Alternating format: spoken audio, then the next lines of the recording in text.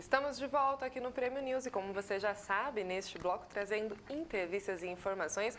E eu estou com ele, o Dr. Renato Sanches. Seja bem-vindo. Obrigado, Camila. Bom, vamos continuar falando sobre os direitos humanos, né? Vamos falar hoje sobre o direito do idoso.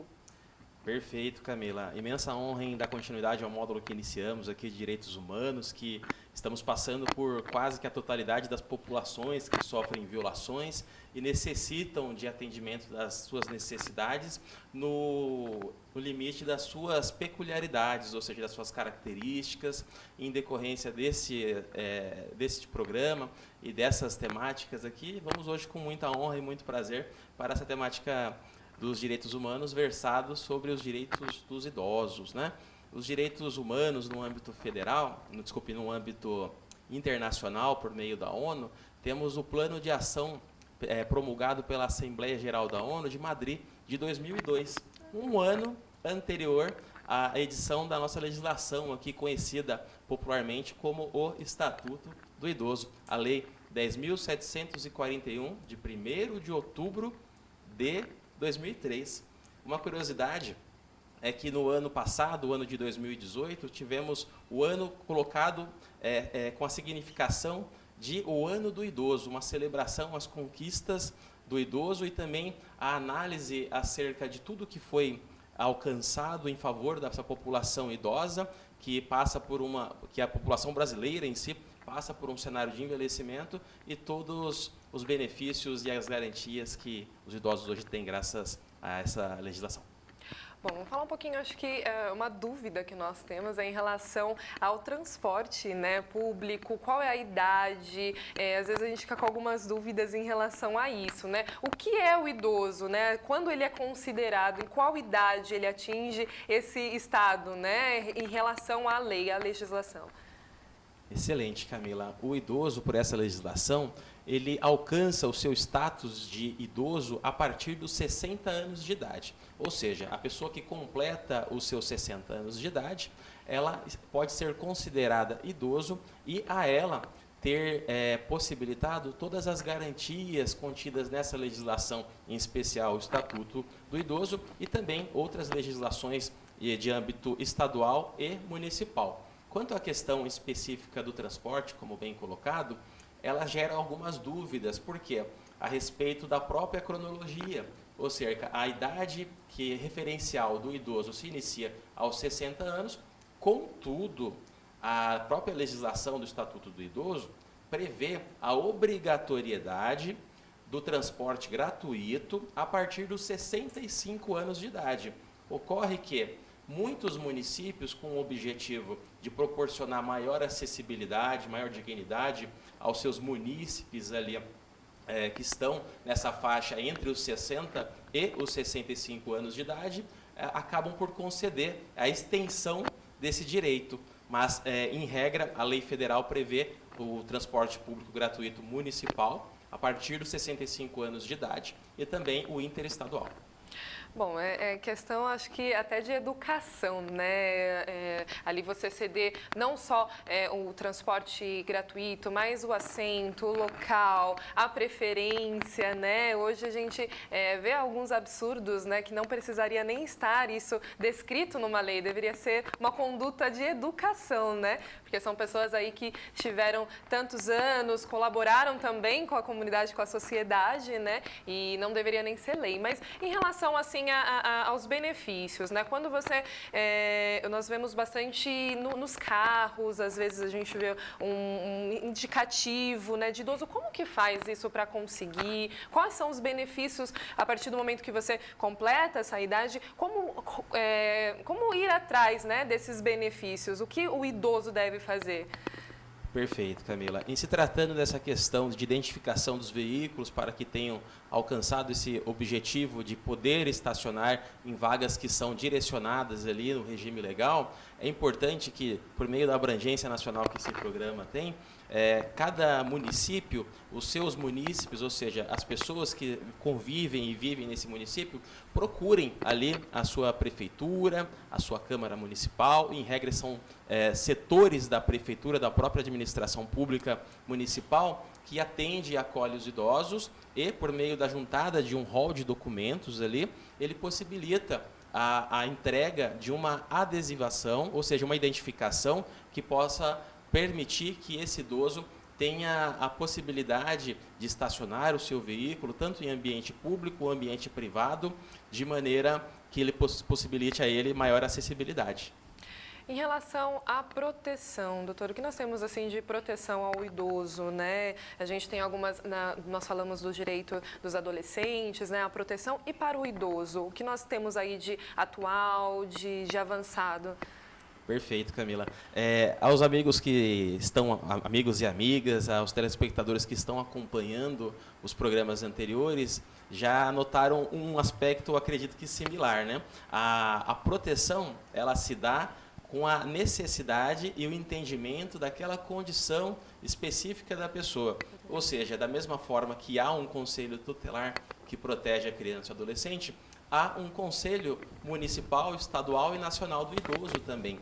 Esses conselhos, eles têm objetivos de garantir políticas públicas, uma deliberação, ou seja, uma conversa entre os atores sociais, para que assim se alcancem maiores legislações e medidas públicas ali de proteção e de promoção de igualdade desse idoso. Agora, quanto às medidas em especial, temos diversos cenários para essa possibilidade. Imaginando uma proteção voltada à integridade do idoso mesmo, o Conselho Municipal, que é o ambiente mais próximo ali onde a pessoa reside mesmo, todas as pessoas moram nos estados, mas elas residem nos municípios, isso é inevitável. Dessa forma, ela pode estar buscando o Conselho Municipal para lhe prestar uma orientação inicial. Muitos municípios, eles possuem as delegacias do idoso também, delegacias especializadas para atender essas pessoas que constam nessa população idosa a partir dos 60 anos, como dissemos também. Também existe a questão relacionada com as violências sofridas pelo idoso, onde ele pode também utilizar o número Disque 100, que ele está correlato com as violações dos direitos humanos, e também, diante de diversas violações, seja no âmbito físico, no âmbito mental, no âmbito moral, ele pode tomar as condutas também no âmbito geral de proteção, ou seja, se afeta uma coletividade, existe o Ministério Público atuante, existe também a autoridade policial, que pode impedir de maneira mais ostensiva, ali, investigativa, e também, em se tratando de uma esfera particular, também o seu advogado de confiança, que pode estar ali assessorando em todos esses aspectos, sejam eles criminais, de ordem patrimonial, ou mesmo civil. Bom, um tema que está aí, né, bem no nosso dia a dia, está sendo discutido, os direitos dos idosos, ele pode ser correlacionado com a aposentadoria? Como que a gente pode fazer uma ligação em relação a isso? É consultado? Como que, né, porque hoje a gente está vendo uma mudança aí, né, está sendo bem discutido, nós já falamos isso em alguns outros programas, mas como correlacionar o direito, né, com todas essas mudanças que estão sendo propostas? Sim, Camila, existe essa correlação e ela pode ser ajustada da seguinte maneira. Existe hoje ainda, enquanto não se aprova as novas medidas e as propostas que estão em trâmite e deliberação na sociedade e também apresentadas ao Congresso, existe também as questões correlatas com a aposentadoria por idade. A aposentadoria por idade, nesse aspecto pontual, hoje, ela se faz necessário, além da idade de 60 anos para a mulher e de 65 anos para o homem, a contribuição de 180 contribuições, que correspondem a 15 anos. Ou seja, a pessoa tem 60 anos, mulher, 65 anos, homem, e 180 contribuições, 15 anos, ela tem os requisitos para a sua aposentadoria por idade. Olha, interessante, né? Porque nós temos que observar mesmo a legislação, né? O que está escrito ali na lei e fazer todo um processo de comparação, né? Comparativo com outras coisas. Quando você vai mudar alguma coisa ou propor alguma coisa, tem uma lei, toda uma escritura atrás, né, disso, né? E, assim, o que tem mais de interessante aí para a gente falar em relação ao idoso? Porque é um tema que, às vezes, a gente gente deixa para lá, esquece, né? Como você disse, as minorias, né? Assim, as pessoas que precisam de proteção, as pessoas que precisam ali realmente serem protegidos, serem observados, e a gente acaba deixando, né? Passa desapercebido por todos nós, né? Sim, Camila. Sempre que tratamos desses grupos que sofrem maior violação de direitos, temos que sempre iniciar de cima para baixo, né? Eu acho que é a análise um pouco mais elucidativa, tratando-se inicialmente das questões que se prevê o ordenamento jurídico internacional por meio das deliberações, das assembleias, das convenções e dos tratados em que o Brasil é signatário, ou seja, que ele acolhe aquela legislação internacional e se compromete com a Organização das Nações Unidas para editar uma lei de proteção a esse grupo. Seria o primeiro ponto. A posterior a esse, também, existe a questão da análise correlata com a própria Constituição da República Federativa do Brasil de 88, onde é uma Constituição que, como tratamos aqui anteriormente, ela traz todas as questões inerentes daquilo que se pretende constituir como nação, ou seja, a igualdade, a liberdade, a fraternidade, que são princípios anteriores até mesmo à nossa Constituição, mas que foram solidificados de uma maneira de promover que todos os atores sociais, toda a população, independente de suas características, de sua etnia, de sua condição, de sua idade, de seu aspecto social, ou seja, de tudo aquilo que está inerente às pessoas e essa grande diversidade que temos no nosso país em especial, possa permitir a oportunidade de uma proteção. E com os idosos não é diferente. Sim. Ou seja, temos todas as questões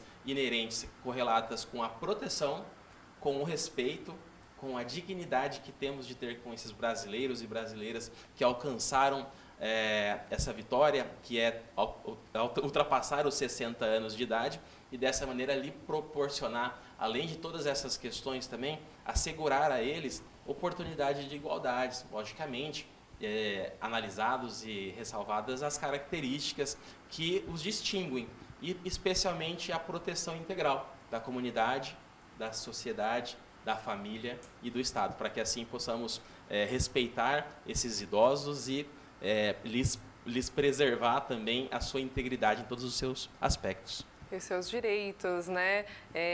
Até, infelizmente, nós precisamos, né, ler, está escrito, se tornar uma lei para respeitar, né, as pessoas, respeitar o próximo e garantir os direitos de todos, né? Sim.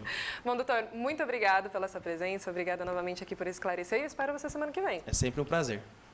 Bom, o Prêmio News fica por aqui, eu agradeço muito a sua atenção, eu te espero na próxima edição, até lá!